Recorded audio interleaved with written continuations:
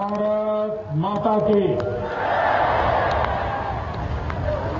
भारत माता की।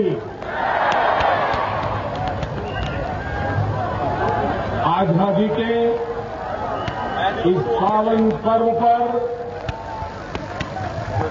मैं सभी देशवासियों को अंतःकरणपूर्वक शुभकामनाएं देता हूं, बहुत बहुत बधाई देता हूं। और आज जब हम आजाद हिंदुस्तान में सांस भर रहे हैं, तब उन सभी महापुरुषों का पुण्य स्मरण करते हैं जिन्होंने हमें आजादी दिलाने के लिए अपने जान की बाजी न्यौछावर कर दी, जिन्होंने जवानी जेल में खपा दी, जिन्होंने फांसी के तख्त पर जीना मरने का खेल खेला। आजादी के जंग की जब बात करते हैं तो गुजरात का मानचित्र आंखों पर उभर के आना बहुत स्वाभाविक है। आजादी की दो धाराएं थी, एक अहिंसक आंदोलन की और दूसरी सशस्त्र क्रांति की। और दोनों धाराओं ने मां भारती को गुलामी की जंजीरों से मुक्त कराने के लिए अपना अपना योगदान दिया। लेकिन इन दोनों धाराओं का नेतृत्व करने का सौभाग्य गुजरात की मिट्टी को मिला था। पूज्य महात्मा गांधी, सरदार पटेल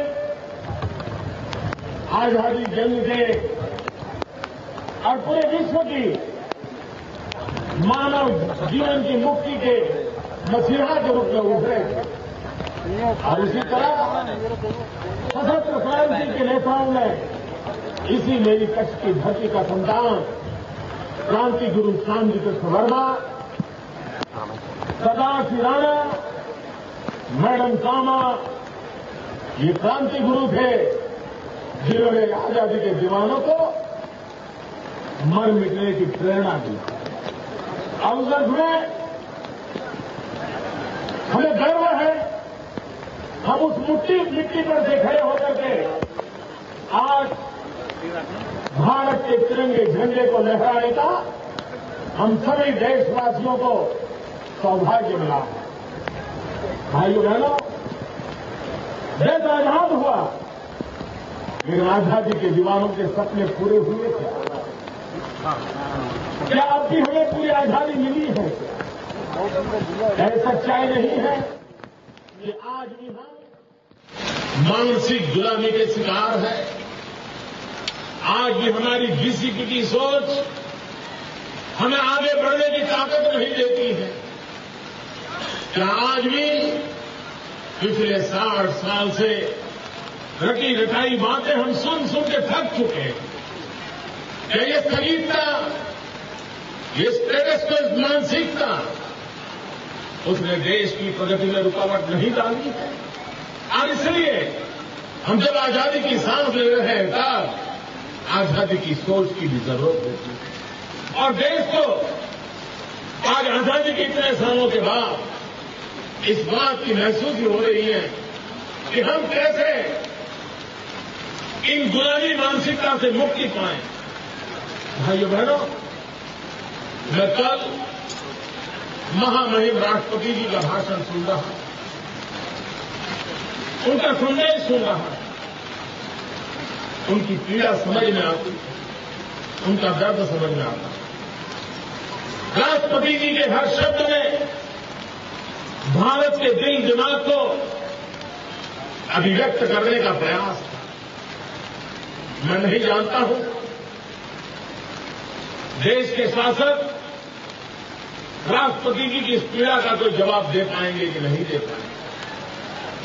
राष्ट्रपति जी ने कल कहा कि लोकतंत्र देश के अंदर आज हमारे विधानसभा, आज हमारे लोकसभा का सदन एक प्रकार से अखाड़ा बन गया है, युद्ध का मैदान बन गया है, उनकी चिंताबाजी है।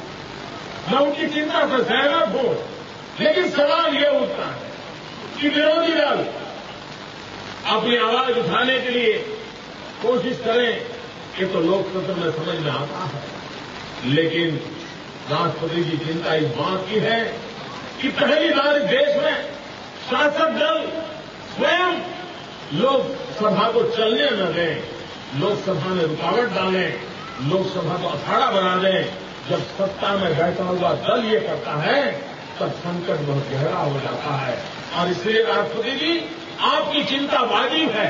हम सब ने मिलकर के, चाहे हम राज्य में हो, चाहे हम राष्ट्र में हो, हम सबका जिम्मा बनता है कि राष्ट्रपति जी की भावना का हम आदर करें और हम हमारे लोकतंत्र के मंदिर विधानसभा हो, लोकतंत्र के मंदिर हमारी संसद हो, उन सब की इज्जत को बनाए रखने के लिए हम यथोचित प्रयास करें।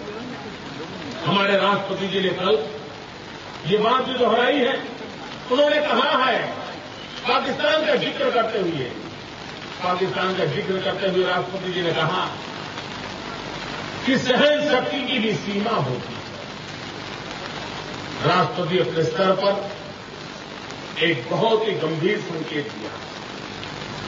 मैं आशा करता था कि आज प्रधानमंत्री जी लाल किले से राष्ट्रपति जी ने ये जो चिंता व्यक्त की है उसका सही प्रतिसाद देते, लेकिन पता नहीं क्यों आज प्रधानमंत्री जी से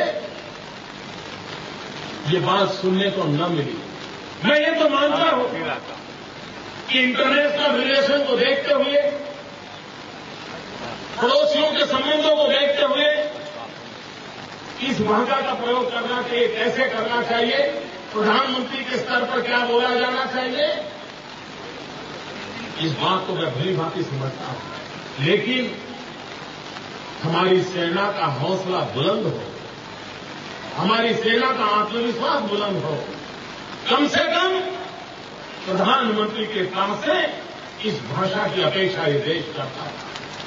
देश के जवान मारे गए और तब जाकर के देश की सेना के मनोबल को एक शक्ति देने वाली बात होनी चाहिए। लाल किला पाकिस्तान को ललकारने की जगह है ऐसा मैं नहीं मानता, और न ही हमने उसमें समय गंवाने की जरूरत है। लेकिन लाल किला हिंदुस्तान की सेना का मनोबल बढ़ाने का तो सर्वोत्तम जगह है, ये मेरा विश्वास है, और देश की सेना का मनोबल बढ़ाना चाहिए। राष्ट्रपति जी कह रहे हैं कि हमारी सहन शक्ति की सीमा होनी चाहिए, लेकिन राष्ट्रपति जी इस सहन शक्ति की सीमा क्या होती है, ये बॉर्डर लाइन क्या होती है, इसका फैसला तो दिल्ली की सरकार को करना है। क्या कारण है कि हमारी सीमा क्या है, हम कब तक सहते रहेंगे, क्या इसकी तो व्याख्या होनी चाहिए। और सवाल सिर्फ पाकिस्तान का नहीं, आज देश की सुरक्षा खतरे में है। चीन ने क्या किया, आजाद हिंदुस्तान के अंदर आज और सारा विश्व एक अलग मनोभाव से जी रहा है। तब चाइना आकर के हमारी सीमाओं पर आकर के डंगा डाले, हमारी भूमि पर घुस जाए, अपने मसद पर स्थापित करे, और देश चुपचाप देखता है, और तब जाकर के सुरक्षा के सवाल खड़े होते हैं। इटली के सैनिक आकर के केरल के हमारे मछुआरों को मार दें, तब जाकर के देश को चिंता होती है। पाकिस्तान की सेना के लोग आकर के हमारे सैनिकों के सर काट ले, तब हमें चिंता हो। पाकिस्तान की सेना के लोग आकर के हमारे जवानों को मौत के घाट उतार दें, तब जाकर के चिंता होती है। सीमा कौन सी है, वो सीमा व्याख्यायित होनी चाहिए। राष्ट्रपति जी, आपने जो चिंता जाहिर की है, उस चिंता के साथ मैं भी अपना स्वर मिलाता हूं। भारत के राष्ट्रपति जी ने करप्शन के लिए बहुत ही गहरी चिंता व्यक्त की है। भ्रष्टाचार के खिलाफ राष्ट्रपति जी ने कल अपना दर्द प्रस्तुत किया। आज अच्छा होता कि लाल किले पर से भी भ्रष्टाचार के संबंध में कोई बात आती। प्रधानमंत्री जी, राष्ट्रपति जी की भावना का आदर करना सबसे पहला दायित्व आपका बनता है, लेकिन वो आज नहीं हुआ। भ्रष्टाचार के खिलाफ जंग क्यों नहीं छेड़ सकते? और भाइयों बहनों, भ्रष्टाचार का मूल कहां से शुरू होता है? क्या उसका जवाब देश को नहीं चाहिए? क्या देश की जनता वो जवाब नहीं मांगेगी? मैं राजनीतिक भाषा नहीं बोलना चाहता हूं, लेकिन मैं कहना चाहता हूं कि देश के सामने मूलभूत इश्यू है, देश का दर्द है, देश की पीड़ा है। और जब भ्रष्टाचार की बात होती थी तो पुराने जमाने जो बातें होते होते कैसे बदलाव आया है।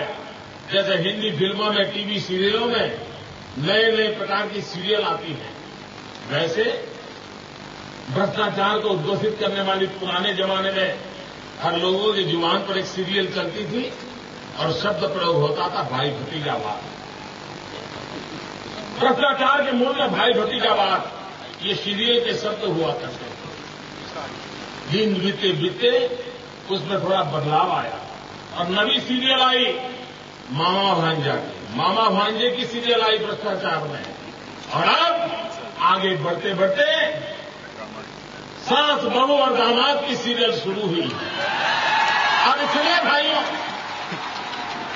ये भ्रष्टाचार का खेल चल रहा है।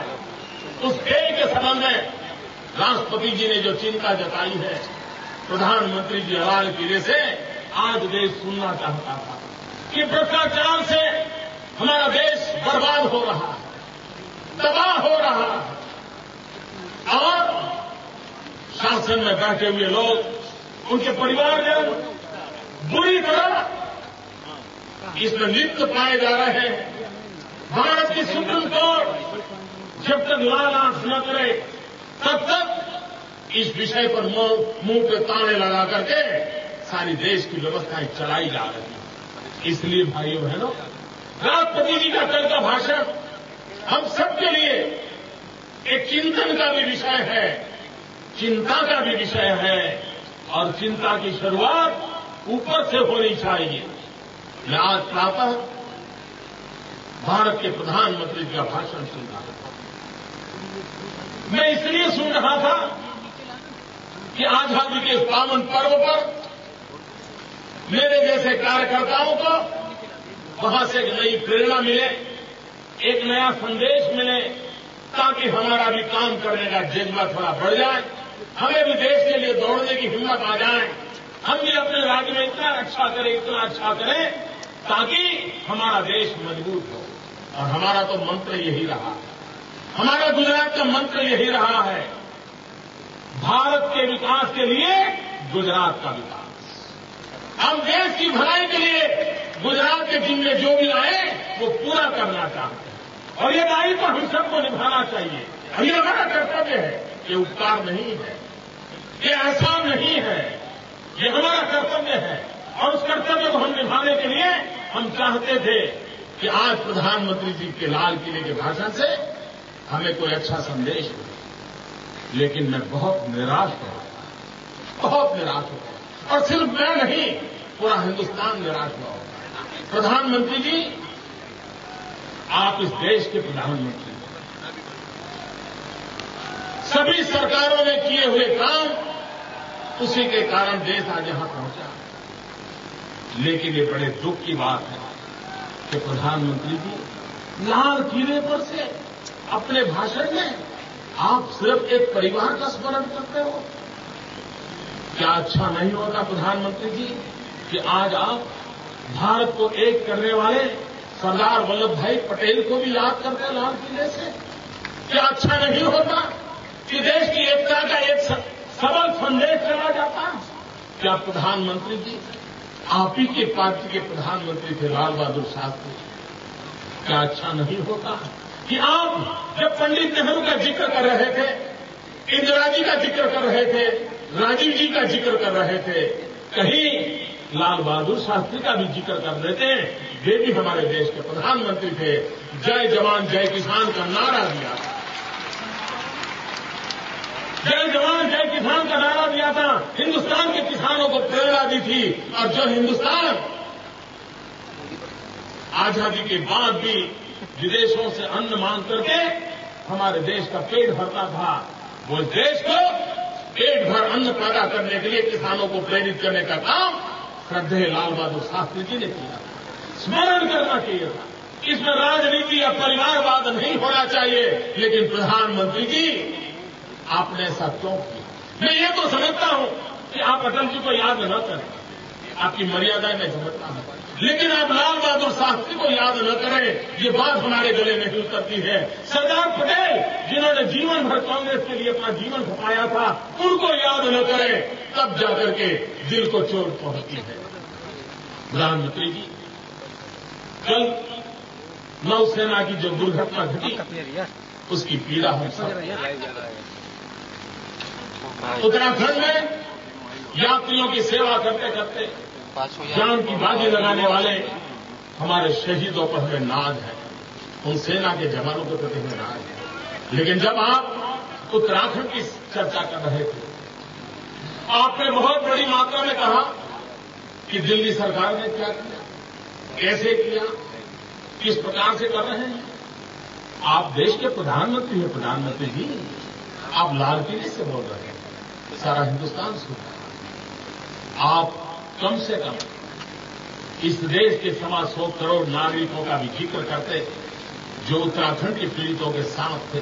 हरेक ने अपनी बुद्धि, शक्ति, क्षमता के अनुसार हर देशवासी ने उत्तराखंड की मदद करने का प्रयास किया था। कभी उनका भी तो जिक्र करना चाहिए था।